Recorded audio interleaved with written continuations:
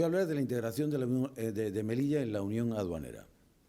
Os vamos a pasar a toda la prensa un documento en el cual nosotros marcamos las metas a alcanzar en la incorporación de Melilla a la Unión Aduanera. ¿Y por qué lo hacemos ya? Pues porque efectivamente decía el otro día que estudios se han hecho ya los suficientes a lo largo de los años. En estos últimos 15 años se han hecho varias veces estudios de los pros y contras de meter a Melilla dentro del cordón aduanero. Y bien, eso siempre ha ido en base a una situación que existía de hecho y de derecho también, como la aduana comercial, durante muchísimos años, que era la permeabilidad del comercio fronterizo, la permeabilidad de la frontera, y por lo tanto no queríamos perjudicar en todo caso, hipotéticamente, a un comercio que era pujante allá, pues que empezó a ir abajo a partir del 2018-19, y que realmente siempre ha estado al albur y al criterio de las autoridades marroquíes. Entonces ahora ya esto no es así, ya con todo lo que está ocurriendo en la frontera, con todo lo que se nos viene encima, hay que buscar nuevas vías, hay que buscar una alternativa real de viabilidad económica, social y, por lo tanto, también política de Melilla. Entonces, la integración en la Unión Aduanera nos creemos que ya es el momento adecuado para ello. Y hay ponemos varias determinaciones que son innecesarias para que la negociación se tenga muy presente. Voy a pespuntearla, pues a ustedes se la voy a dar, que es, por supuesto, la premisa fundamental es que se respeten nuestras especificidades fiscales, que además datan de hace muchísimos años, es un fuero que ya tenemos los melillenses. Hay que tener en cuenta también nuestra presión fronteriza de la presión migratoria y hay que tener en cuenta también nuestra extrapeninsularidad y las dimensiones del terreno donde estamos y además la alta densidad de la población. Todas estas cosas tienen que tenerse en cuenta como consideraciones generales para que ahí, a través de ellas devengan una serie de particularidades que nosotros creemos que son necesarias. Por lo tanto, aquí también vamos a pedir como en Canarias, que el IVA no sea vigente allí. El IGI canario es el que sustituye al IVA en las Islas Canarias y Canarias está integrada en la Unión Europea a partir, creo que del año 91, creo recordar. Bueno, aquí exactamente igual, aquí el IPSI sería el que asumiría la función de IVA, por lo tanto la mecánica de IPSI hay que cambiarla, modificarla completamente para adaptarlo a las normas que tiene de repercusión que tiene el IVA sobre los hechos imponibles. No aranceles de importación, tampoco, exactamente igual también como en Canarias. Y ya decía antes, había que respetar nuestras bonificaciones, deducciones a las cuotas que tenemos, las cuotas tributarias del impuesto sobre la renta de las personas físicas y del impuesto sobre sociedades. También solicitamos la creación de una zona franca en el puerto y sus dependencias. Y en el mismo puerto, en aquella zona, pedimos para aquella zona franca del puerto una adaptación de las reglas de origen sobre la elaboración de productos y de la incorporación de componentes no nacionales de la Unión Europea en dicha zona franca. Con esto intentamos fomentar la elaboración, la manufacturación de determinados productos en el Made in Europa, por supuesto, para que pueda circular perfectamente por cualquier país europeo sin necesidad de unos aranceles y unos IVAs potentes sobre ellos.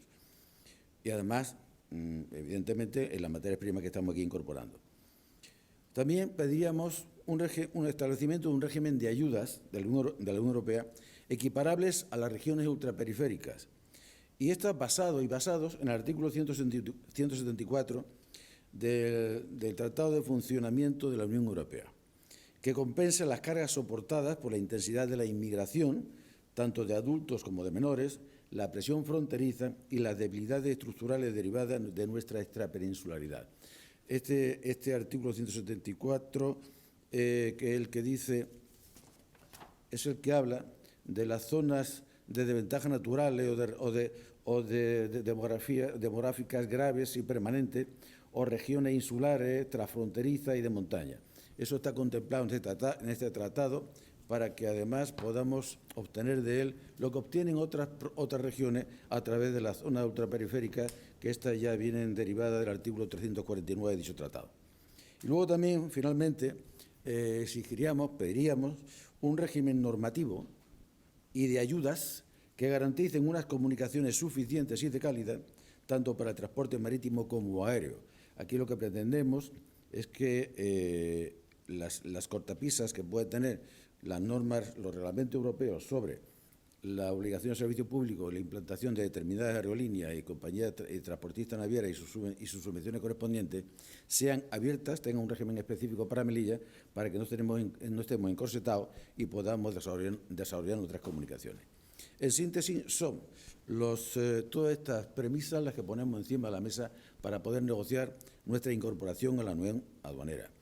Si ustedes ven, cuando hablamos de puerto, cuando hablamos de zona franca y cuando hablamos de regla de origen, estamos intentando que este puerto tenga una vida muchísimo más importante de la que tiene actualmente, que sea realmente un motor económico de toda la ciudad y además también derivaría de todo esto la necesidad de una ampliación del puerto comercial. Bien, pues esto, ¿qué hemos hecho con ello? Lo mandaremos al Grupo Popular del Parlamento Europeo. Lo mandamos también al Gobierno, los parlamentarios nacionales, lo mandaremos al Gobierno a la vicepresidencia del Gobierno para que lo vean. Lo mandaremos también, lo comunicaremos al Gobierno de la ciudad. Y esperaremos a ver, a través de nuestro Grupo Parlamentario Europeo Popular, ahí nos moveremos para empezar a movernos a ver hasta dónde podemos llegar.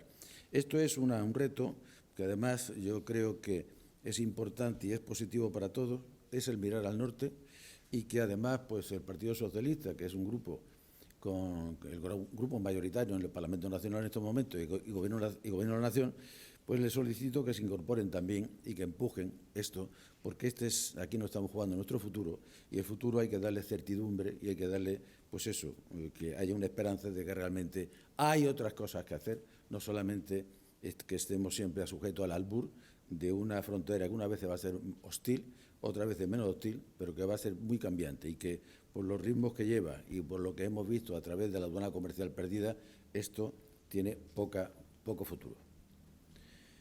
En este orden económico también queremos plantear, y vamos a intentarlo. Miren ustedes, en el 2 de mayo del 18, el 2 de mayo, ya el Parlamento Europeo y la Comisión Europea acordaron ya las líneas directrices del septenio 2021-2027 de los fondos de ayuda europeos para las regiones más o menos desfavorecidas.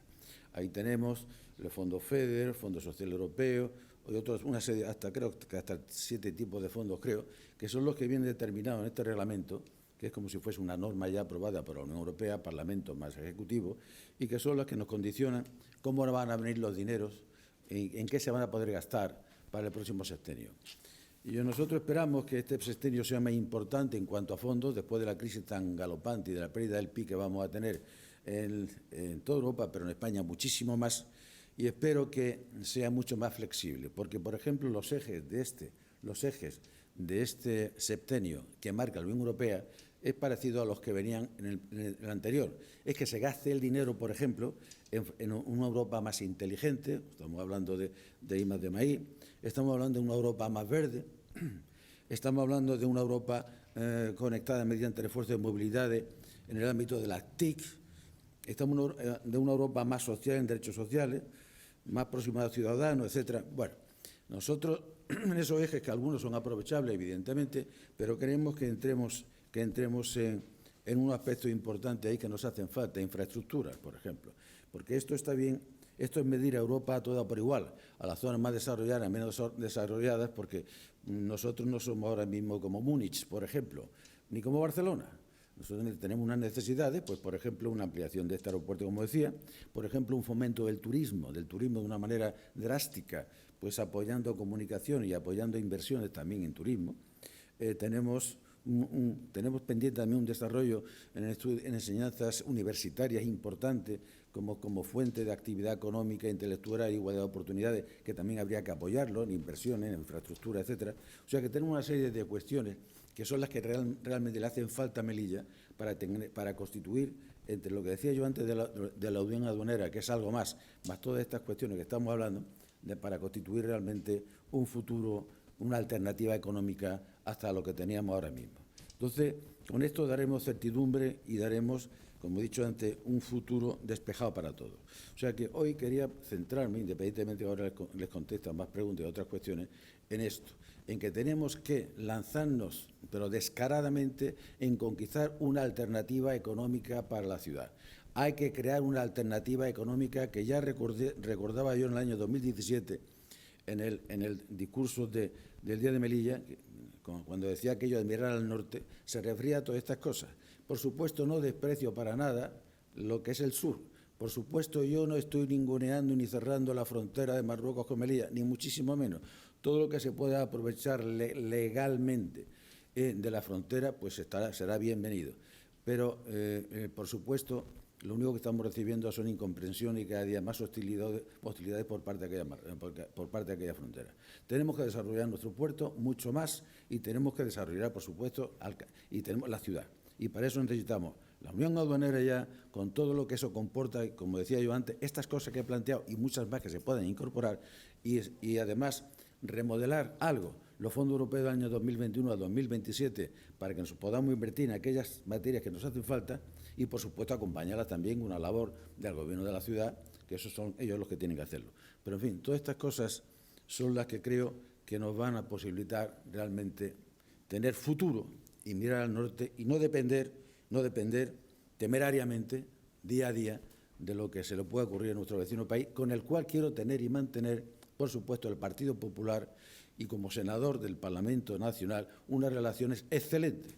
Quiero que se mantengan y que se tengan unas relaciones excelentes, pero en plano de igualdad. Excelencia por parte de ellos, excelencia por parte nuestra. No nosotros más excelentes que ellos, sino aparte iguales. Cuando eso se consiga, que será difícil, pues será muy bueno para Melilla también. Y para Marruecos, para aquella zona colindante. Bien, quería decir estas cosas, les pasaremos todos estos conceptos que yo he planteado antes, se los vamos a plantear, se los mandaremos por correo a toda la prensa para que lo tengan. Y admitimos, evidentemente, sugerencias. También se ha enviado a la Confederación de Empresarios, claro, que es la que existe ahora mismo, y también se lo hemos enviado a circulado por el área económica del partido nuestro.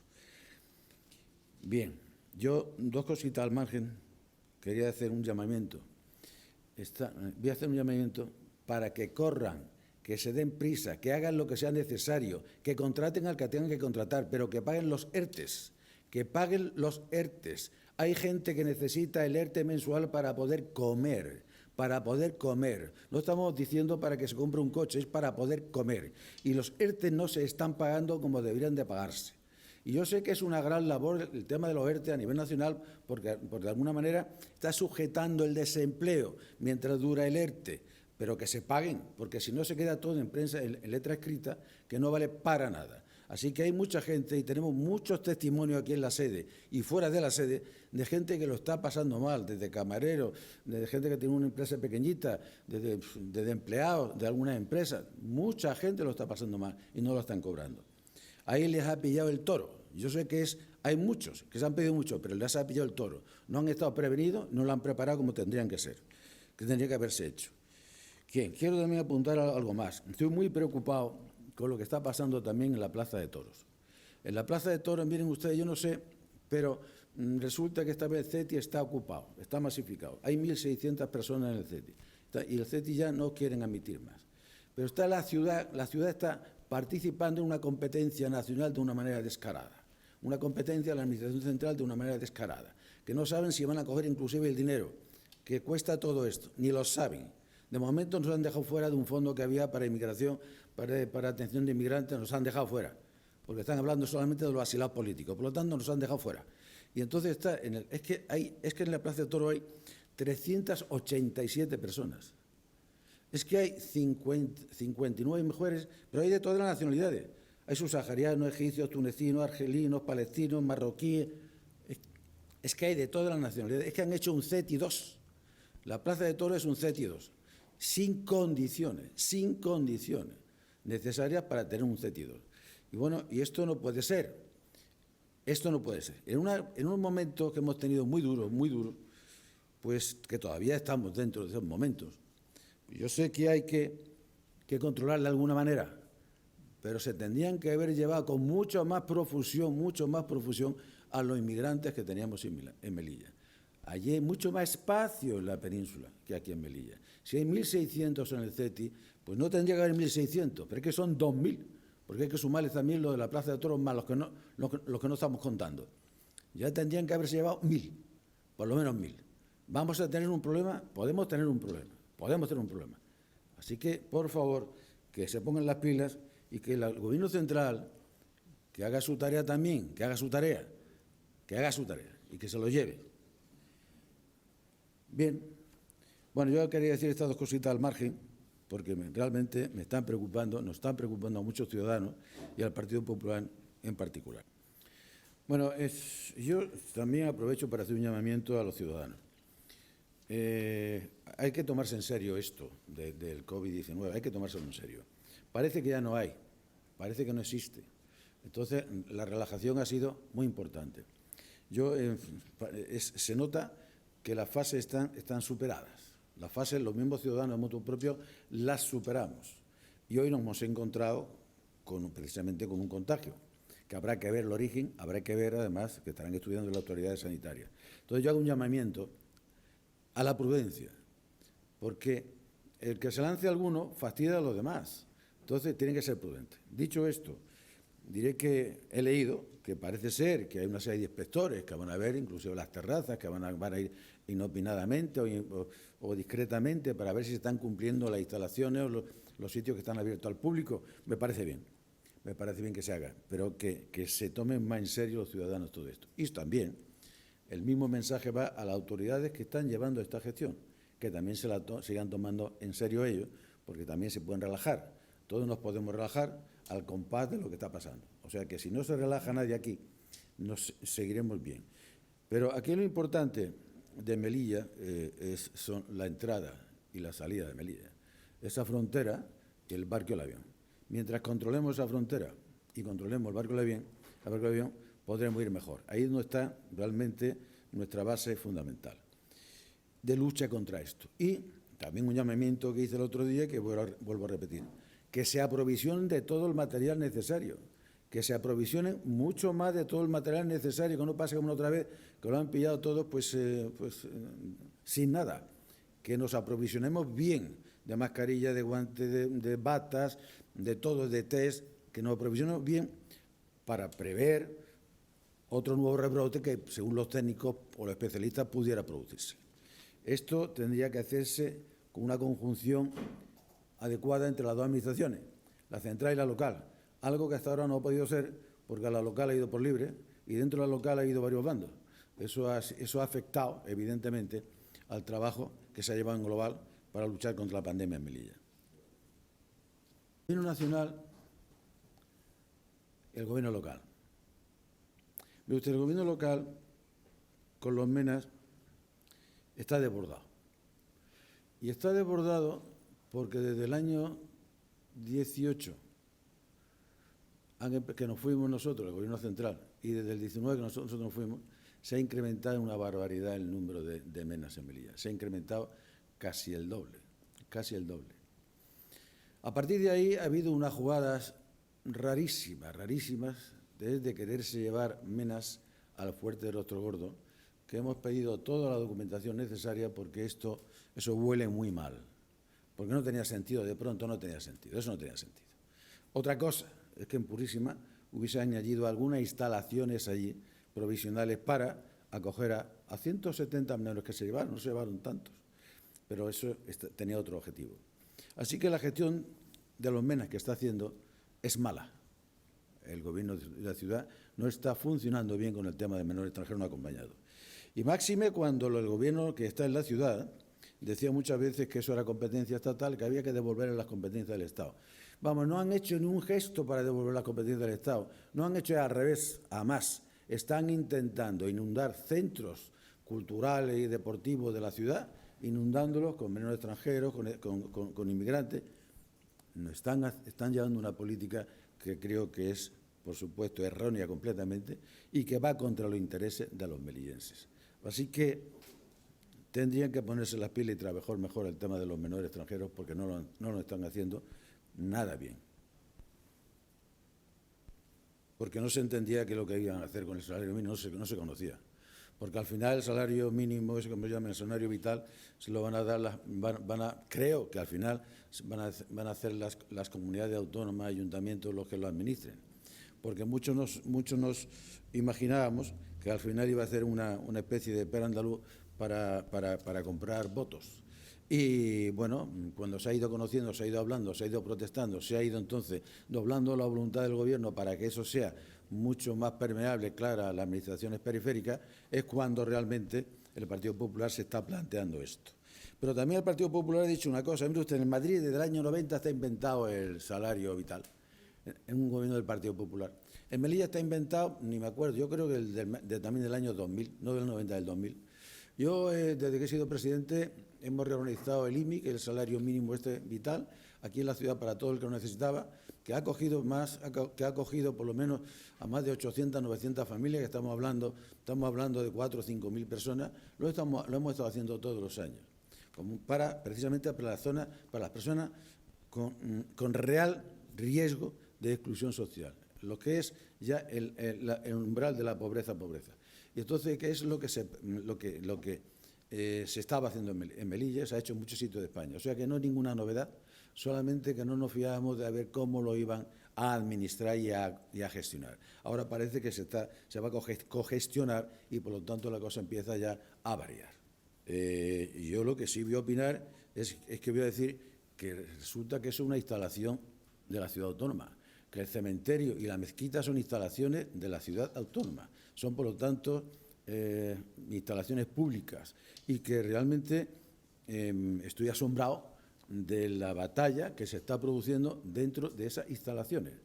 Estoy asombrado. Entonces, ahí se ve una fragmentación y se ve algo más, ahí subyace de fondo algo más que realmente el caso que están jugado. Ahí hay más cosas. Entonces, yo ahí me tiene pues asombrado lo que estoy leyendo, lo que estoy viendo y lo que me cuentan, claro. Eso está, a los que tenemos algunas responsabilidades públicas nos van contando. Y ahí parece ser que hay una guerra, un enfrentamiento entre algunas tendencias dentro de los que suelen estar allí en el cementerio, no de los empleados públicos que hay allí, no de los empleados, hay una brigadilla de empleados públicos de hace muchos años, que son empleados laborales de la ciudad, que son de la ciudad autónoma. Es una instalación de la ciudad y creo que el gobierno de la ciudad tiene que poner orden. El gobierno de la ciudad tiene que poner orden. ¿Qué está pasando en esa mezquita que es de la ciudad? ¿Qué está pasando en las instalaciones anexas que hay?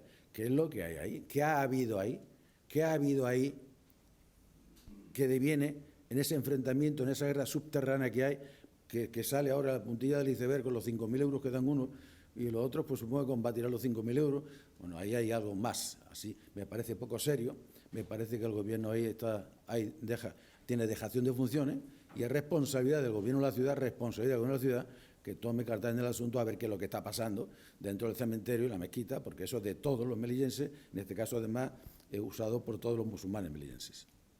Muchas veces sin la unión aduanera, que es un apartado más, no hace mucho dimos una serie de pautas económicas que había que hacer aquí, que había que retomar y tomar para que esto saliera adelante a la ciudad. El turismo hay que estar encima de ello. Ese muelle de cruceros habría que estar trabajando intensamente en ese muelle de cruceros.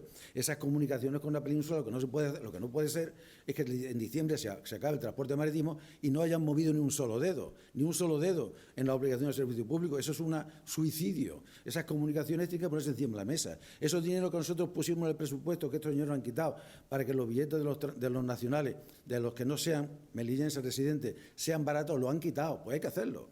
Por ejemplo, hay que apoyar el puerto. Ese edificio de correo que está muerto ahí, que está muerto de risa, que hubiese dado desarrollo universitario en Melilla con más titulaciones, con más niñas, niños estudiando, con más actividad económica, también están muertos.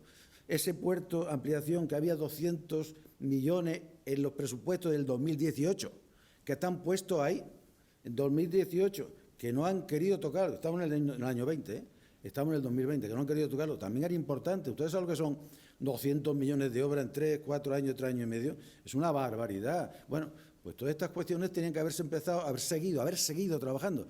Pero el gobierno de la ciudad ha parado todo. Porque piensa que como era del Partido Popular, pues sería malo. Pero el problema es que no es que piensen eso, es que no tienen otra cosa mejor. Porque dice, pensamos que esto es malo, pero fíjate, vamos a hacer pues una fábrica, vamos a cultivar aquí salchichas, yo qué sé, lo que sea. pero es que no saben. Entonces, pues eso es lo que tienen que hacer. Y en cuanto a la segunda parte, el problema ya no es que tengamos una fluidez para la entrada de la Unión Aduanera con lo que está pasando en el Gobierno Nacional y Europa. El problema es ver cómo España puede vivir en los próximos años con la que tiene liado el Gobierno Nacional, que no sabemos. Vamos a caer en el PIB más alto de todo, en la deflación de PIB más alto de toda Europa. Bueno, hoy hemos tenido la cifra de paro nacional más alta del siglo. Del siglo. Bueno, esto ya... Entonces, el problema ya no es solamente eso. ¿En qué nos basamos nosotros? En que tenemos un grupo popular potente en el Parlamento Europeo. Tenemos una comisión ejecutiva, la comisión del Partido de la Unión Europea, también es una comisión importante que está basada en hombres importantes, mujeres importantes del Partido Popular, y que el Partido Popular va a luchar allí. Y que creo que hay que trasladar a Europa, allí, a Bruselas, este problema, porque es de Bruselas, no es nuestro de aquí. Y entonces allí las cosas se ven de otra manera. Yo espero que allí, tanto el Grupo Socialista, al que ya le he hecho un llamamiento antes, como el Partido Popular, se puedan poner de acuerdo allí, fuera ya del debate político tan tremendo que tenemos ahora mismo en España, sacarlo y meternos en el Parlamento Europeo y en la Comisión Europea. Yo creo que si lo sacamos y vamos allí, yo creo que las cosas serán el agua estarán allí más tranquila, más templada y se podrá hablar mejor. Pero una cosa, los socorristas de la playa estaban puestos el año pasado, desde Semana Santa hubo socorristas, el 20 de mayo seguro, desde antes del 20 de mayo había socorristas. Que el plan de playa se presentó por nosotros, bueno, pues en abril del año pasado. Que estos señores lo han presentado ahora, en junio, y que no hay socorristas todavía, Le aprobarán el plan de playa de la delegación, porque como ustedes comprenderán, van a ir a 200.000 por hora, porque son también madera, cuña de la misma madera, son corresponsalías, claro, no pueden ponernos tantas trabas como nosotros. Nosotros nos pusieron el año pasado muchas trabas, tantas que presentamos el plan de playa el 8 de abril presentamos el año pasado el plan de playa. Y creo que no lo autorizaron el 28 de abril, una cosa así. Pero en fin, estos señores lo han presentado ahora, en junio, y no hay socorristas. Y el otro día pasó una cosita en Aguadú, que yo también aquí quiero agradecer muchísimo a aquellos dos héroes que se tiraron, el policía y el militar, que se tiraron al agua, un agua brava, a riesgo de sus vidas. Esa gente son los que merecen el respeto de toda la sociedad y hacen grande a la sociedad. Así que enhorabuena, felicidades y muchas gracias a ellos, que salvaron una vida. Pero no había socorristas. Y dejar al albur de la responsabilidad de los ciudadanos que se quieren ir a la playa, eso me parece muy bien, pero me parece muy mal también, porque los socorristas tienen que estar puestos en la playa ya.